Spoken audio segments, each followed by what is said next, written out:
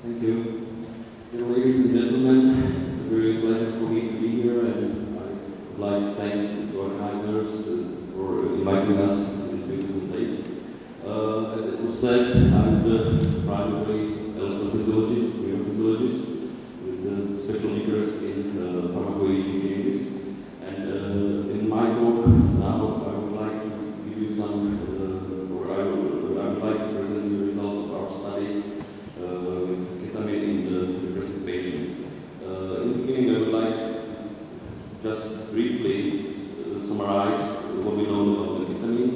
Ketamine was synthesized in 1962, marked in 1970 as a dissociative anesthetic, and we know that it's a non-competitive antagonist of the NMDA receptors, so it blocks glutamatergic NMDA receptors. But we also know that it interacts with other systems. For example, we know about the interaction with sigma receptors, T2 receptors, cholinergic, GABAergic receptors, and others. Ketamine is good anesthetics, and recently it was really in the research of the model of schizophrenia and as a treatment of depression introduced because of safety and low predictive potential. Ketamine and depression. So in our institution we use the ketamine in two approaches. One approach is as a human model psychosis, when we apply the ketamine to healthy volunteers to model, to mimic psychotomimetic states, schizophrenia-like states. But now, and today I will be talking about the use of ketamine as therapeutic, so as a treatment for resistant depression. The first studies about successful application and successful treatment with ketamine in depression was published in 2000. The most famous study then became in 2006 when the Zarate group published the placebo control studies when they saw massive and very fast antidepressive effect of ketamine. The effect was present significant already 2 hours after the application of ketamine and last about 7 days. So this was something new because the effect of this treatment was very fast compared to standard antidepressants. In this study, the response rate was also very high, 71%, when we consider that it was the resistant patient, compared to 0% in placebo.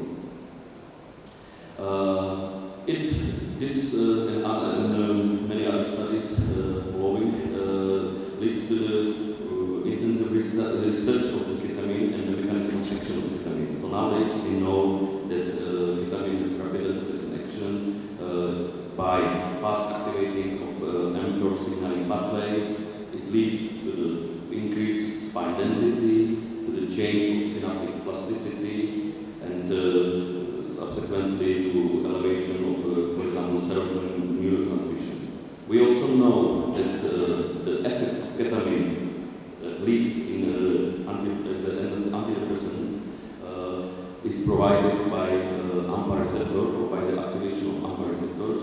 It's known because AMPA or pretreatment with AMPA antagonists neutralize the antidepressant-like effect. So AMPA-mediated neurotransmission is centrally involved in this effect of ketamine. We also know that the application of ketamine leads to the very fast, very quick activation of signal pathways, changing the synaptic plasticity. So we know that the application of ketamine leads to increase of the expression of synaptic proteins and increased density and function of spine synapses.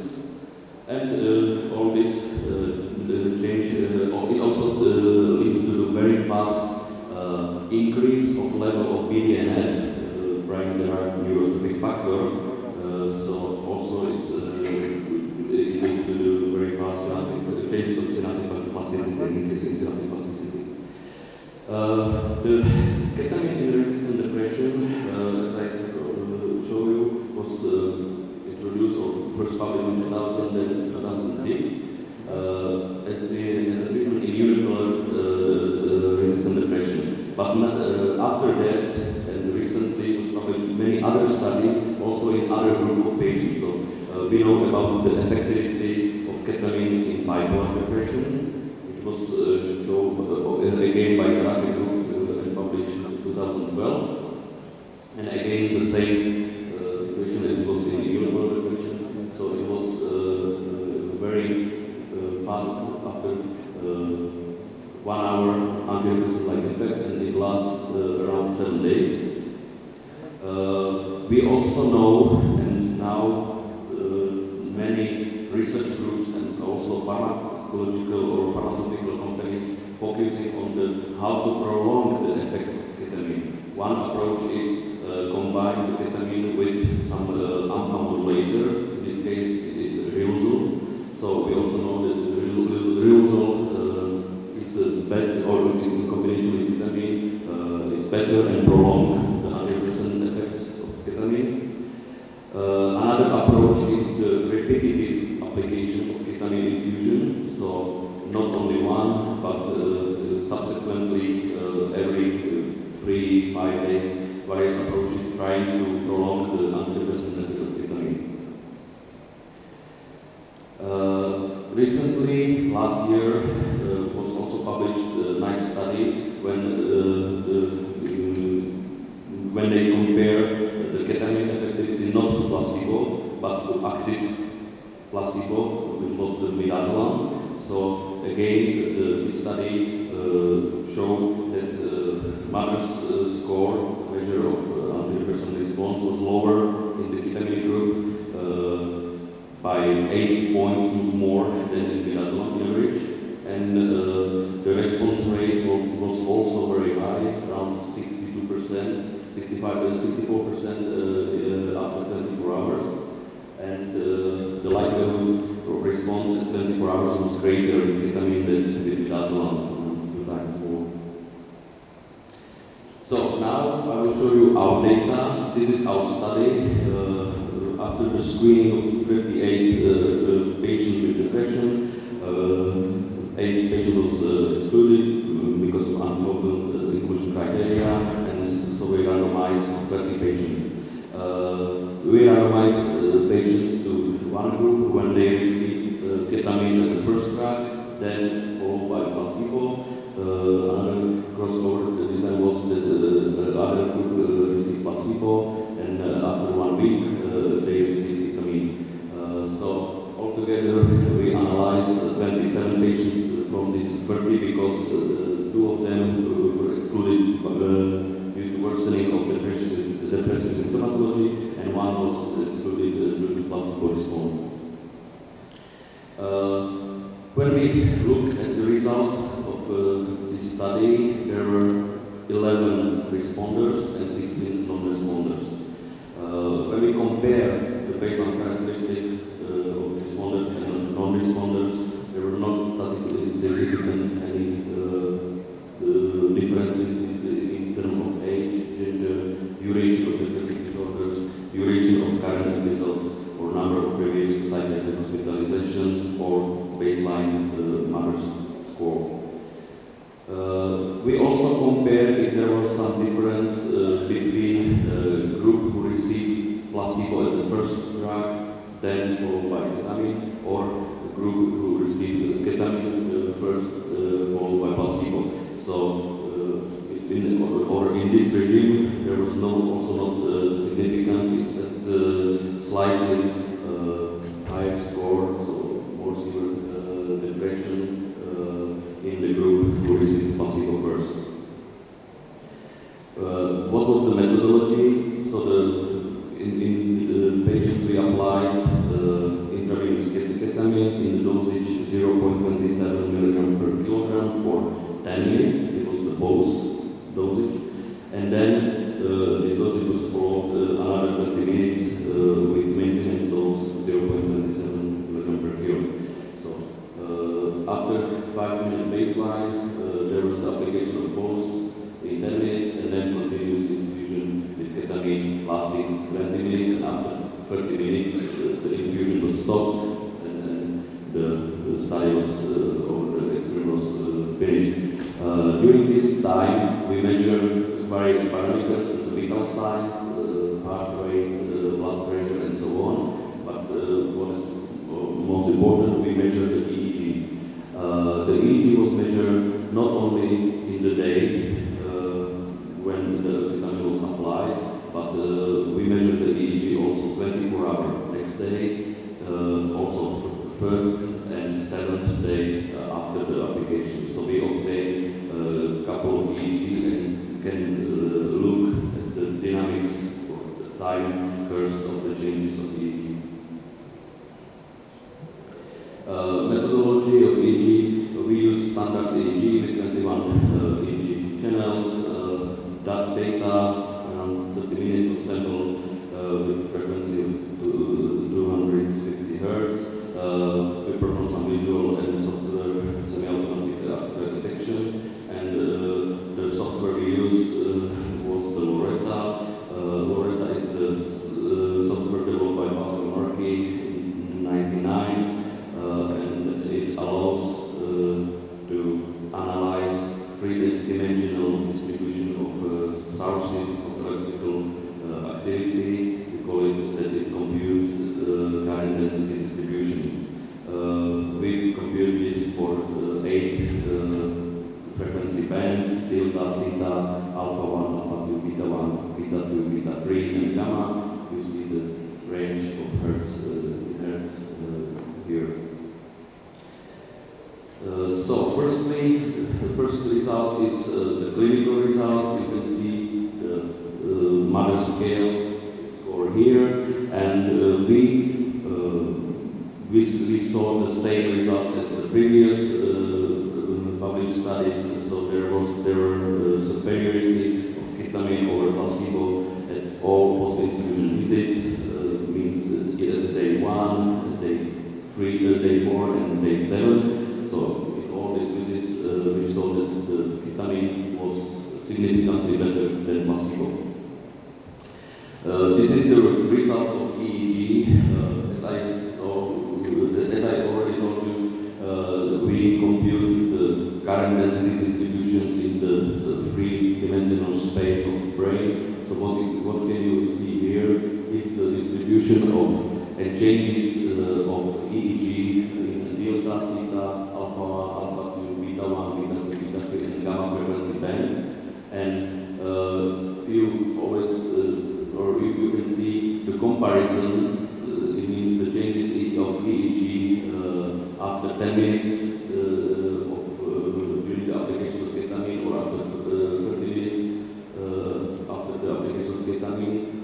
1 day after the application of ketamine, day 3 and day 7, always comparing to baseline condition. So what we can see here for all patients, that there was a decrease, it's in blue color, decrease of alpha 1 and alpha 2 current densities, and an increase of slow activities, medium frontally, delta and theta, and massive increase of gamma, fast activities gamma and beta 3. When we divided these results according to the groups, so it means the responders or non-responders, we see different changes. What we saw was that in the group of non-responders, 16 non-responders, we were able to see only the changes in the alpha 1 and alpha 2 frequency band and the increase of gamma and beta 3 activities, but only during the infusion. So in non-responders, there were changes typical for drug effect or acute drug effect, acute ketamine effect, which we saw only during the infusion and immediately after the infusion, after 15 minutes. But after 1 day, after 3 days, after 7 days, we didn't see any significant changes compared to baseline condition. While in the responders, we saw that there are changes presented and comparing to non-responders in acute phase, in increase of delta and theta activity predominantly in medial frontal region. But there is also also the increase of delta activity observed 1 day after the infusion, and decrease of fast activities which continue all days after the infusion. So it means that we are able, by using EEG, we are able to detect changes which change somehow plus neuroplasticity and last 7 days after the application of ketamine, and these changes are connected with response to ketamine. So the answer to the question what changes or which changes are responsible for response to ketamine, it is the increase of slow activity in delta and theta frequency band in the medial frontal region, and the decrease of fast activity which we saw 3 and 7 days after the application. Another important question is if there is any correlation between psychotomimetic effects and antidepressant effect of ketamine. Because when you apply the ketamine to the patient, during the infusion, he or she experienced psychotomimetic states, which is close or model psychosis. So, and antidepressant effects will be present after 1 hour after the application, when the psychotomimetic effects go away.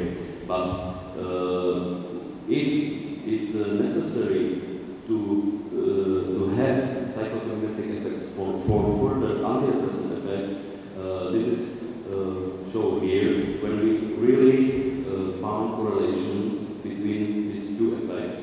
I mean, psychotomimetic effects during the infusion and antidepressant effects at day 7. So the more pronounced psychotomimetic effects during the infusion, the more improved depressive symptomatology at day 7 we observe. So in conclusion, the glutamate system is relevant to the mechanism of antidepressant action. The results support the hypothesis that directly targeting the NMDA receptor complex may bring about rapid antidepressant effects in treatment-resistant depression. AMPA throughput seems to be important to the rapid antidepressant response, together with other factors like BDNF, synaptic plasticity. Very recently, just a couple of months or weeks, was published a study where the group really showed that ketamine responders differentiate 4 hours after the ketamine in the BDNF level in the blood, and there is a correlation between plasma BDNF level and the mother score 4 hours after the infusion of ketamine. So the higher the level of BDNF is, the more changes pronounced in mother's elevation of the symptomatology is.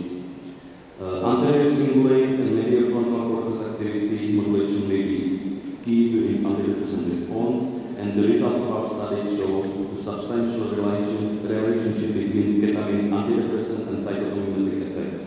And again, very recently, the group of Zarate confirmed what we found. It means the relationship between the psychotomimetic effects, here measured by clinical assessment of